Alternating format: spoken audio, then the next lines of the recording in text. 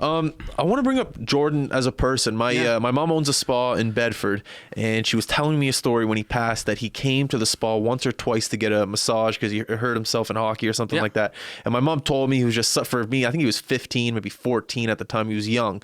And my mom just said that he had a personality unlike any other 14, 15, or 16-year-old. He was confident when he walked into the spa, as most, teenagers, head down, hey, I'm here for my appointment. And my mom just said he was just a different kid when it came to his confidence. Talk about him. What was he like as a kid? I never met him personally. He was funny. So, he and I, sort of our dynamic, we had two older sisters, and, he and I were kind of like I don't know, I guess we'd be, the troublemakers, like in the household, where we'd kind of like, he and I would wrestle, or we would, be outside playing hockey and, just come in and terrorize our sisters, that sort of thing. And classic brother. Oh yeah. So, he and I were always sort of, we had a lot of fun with hockey and that sort of thing growing up, and playing mini sticks or whatever. And, then it got to a point where like his skill level in hockey just like surpassed mine. Like he met Brad and he just took off. Yeah. Like I just remember one time he and I were playing shinny at Christmas when he was home from school in Rosse,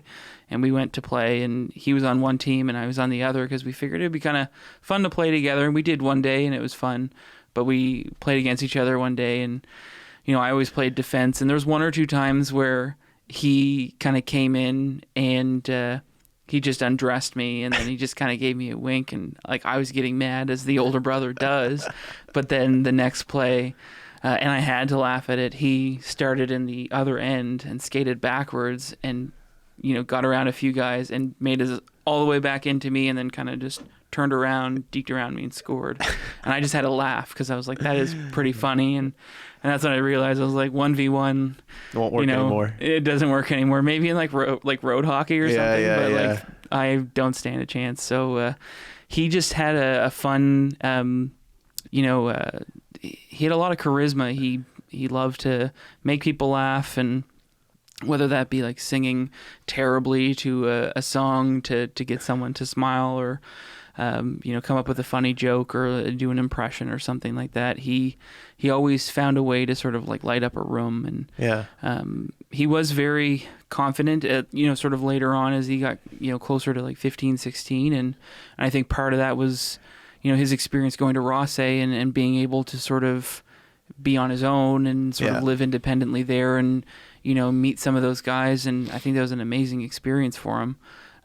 Because he sort of came back a lot more mature, and it's a common thread of kids that go away at a young age and come back. They're just and handle themselves. He could kind of be like a little douchebag for a little while when he was like 13 or so. When you're like that, and then he goes off, and then he comes back, from Rosse very mature, and I was like, oh geez, like what happened? It's like, Mom, you want me to take the garbage out? I don't mind. Like, it went from like I'm gonna rat you out on something to like, hey man, like I'm driving you to a party, I snuck like a little bit of something in here for you, so like, I love it.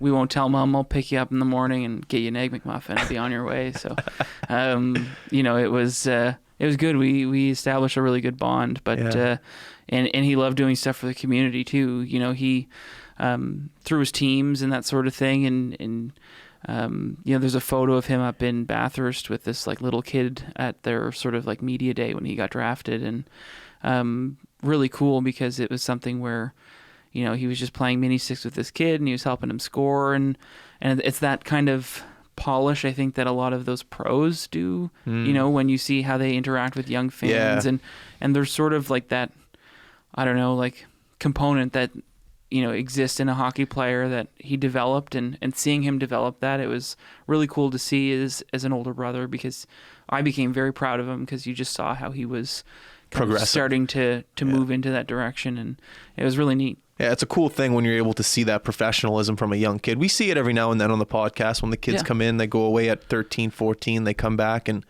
they almost sound like a man. They're just here's who I am, and I'll portray that right now on the podcast. It's a rare thing too, especially at that age. There's something. It's actually Liam O'Brien's dad talked to me a little bit about this. He was just on the podcast. Great podcast. Great guy.